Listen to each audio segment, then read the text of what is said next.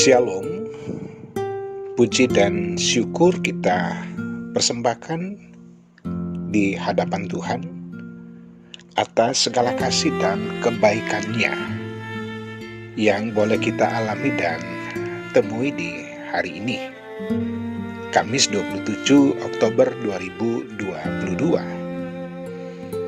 Firman Tuhan telah tersedia untuk menyapa kita melalui renungan harian Toraya.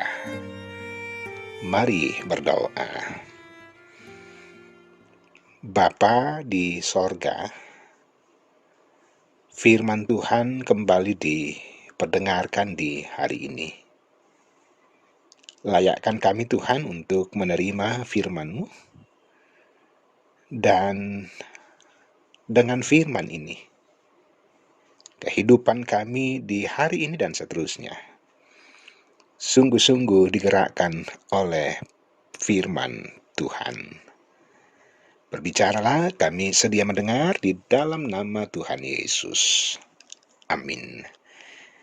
Yeremia 33 ayat 14 sampai 26. Perjanjian dengan keturunan Daud dan keturunan Lewi.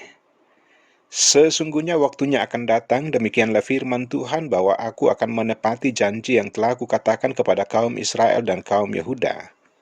Pada waktu itu dan pada masa itu aku akan menumbuhkan tunas keadilan bagi Daud. Ia akan melaksanakan keadilan dan kebenaran di negeri. Pada waktu itu Yehuda akan dibebaskan dan Yerusalem akan hidup dengan tentram. Dan dengan nama inilah mereka akan dipanggil Tuhan keadilan kita.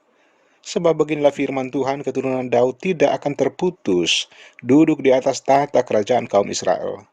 Dan keturunan imam-imam orang Lewi tidak akan terputus mempersembahkan korban bakaran di hadapanku dan membakar korban sajian dan mengorbankan korban sembelihan sepanjang masa. Firman Tuhan datang kepada Yeremia, bunyinya, beginilah firman Tuhan, jika kamu dapat mengingkari perjanjianku dengan siang dan perjanjianku dengan malam, sehingga siang dan malam tidak datang lagi pada waktunya, maka juga perjanjianku dengan hambaku Daud dapat diingkari, sehingga ia tidak mempunyai anak lagi yang memerintah di atas tahtanya. Begitu juga perjanjianku dengan orang-orang Lewi, yakni imam-imam yang menjadi pelayanku. Seperti tentara langit tidak terbilang dan seperti pasir laut tidak tertakar, demikianlah aku akan membuat banyak keturunan hambaku Daud dan orang-orang Lewi yang melayani aku. Firman Tuhan datang kepada Yeremia, bunyinya, tidakkah kau perhatikan apa yang dikatakan orang-orang ini? Kedua kaum keluarga yang dipilih Tuhan itu telah ditolaknya. Dengan demikian mereka menghina umatku, dianggapnya bukan suatu bangsa lagi. Beginilah firman Tuhan, jika aku tidak menetapkan perjanjianku dengan siang dan malam dan aturan langit dan bumi, maka juga aku pasti akan menolak keturunan Yakub dan hambaku Daud, sehingga berhenti mengangkat dari keturunannya orang-orang yang memerintah atas keturunan Abraham, Ishak dan Yakub. Sebab aku akan memulihkan keadaan mereka dan menyayangi mereka. Amin.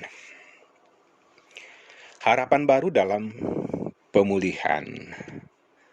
Sahabat rehat, dalam keterpurukan kehidupan kita, bisa saja kita berpikir, sampai kapan keterpurukan ini akan terjadi, dan terkadang seolah-olah tidak ada lagi harapan. Persoalan terasa permanen di kehidupan kita. Perikop ini menjelaskan bahwa Allah berjanji akan menegakkan kerajaan Daud setelah masa pembuangan, bahwa keturunan Daud akan memerintah selamanya, bahwa dari tunas Daud Allah akan membangkitkan tunas keadilan. Di sini kita bisa melihat bahwa Allah berjanji akan menegakkan keluarga Israel dan Yehuda dan keseluruhan umat Tuhan melalui janji pemulihan. Hal ini membuktikan bahwa Tuhan sedang berkarya memulihkan mereka melalui pembuangan. Tetapi setelah itu akan keluar umat yang akan dipulihkan. Tuhan menjanjikan keadaan yang lebih baik untuk kehidupan umatnya. Keturunan Daud yang memerintah selamanya digenapi di dalam Yesus Kristus. Yesus merupakan keturunan Daud dan ia menjadi raja selamanya. Ialah yang menegakkan keadilan dengan menanggung murka Allah atas dosa kita.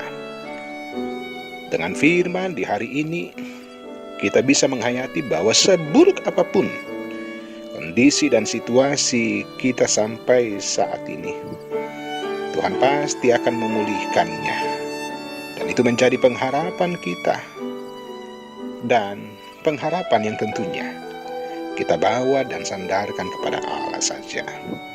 Segala sesuatu yang kita miliki saat ini tidak dapat menjanjikan pengharapan yang kekal bagi kita, tetapi satu hal yang pasti, bahwa di dalam Kristus kita sudah dipulihkan dari dosa, sehingga yang harus kita lakukan dan persaksikan adalah memelihara karya Kristus bagi kita, yakni kemuliaan keabadian kehidupan dalam genggaman Allah. Karena itu tetaplah percaya kepada Kristus, karena padanya ada pemulihan yang abadi. Amin. Mari berdoa. Allah Bapa di sorga, di dalam Tuhan kami boleh dimungkinkan untuk menjalani hari-hari pengasihan Allah bagi kami, dengan sebuah kebersyukuran bahwa kehidupan ini berlangsung di dalam kasih dan pengasihan Allah semata. Dan juga dari dalam firman-Mu kami boleh diyakinkan bahwa Tuhan sudah mengasihi, mengampuni, dan juga memberikan kehidupan keselamatan bagi kami melalui karya Tuhan Yesus Kristus. Kami bangga punya Allah yang seperti Engkau, dan juga tentunya dengan anugerah Allah yang terindah bagi kami, untuk kami syukuri dan kami wujudkan melalui tugas tanggung jawab kami sehari-hari, bahwa kami adalah anak-anak Tuhan.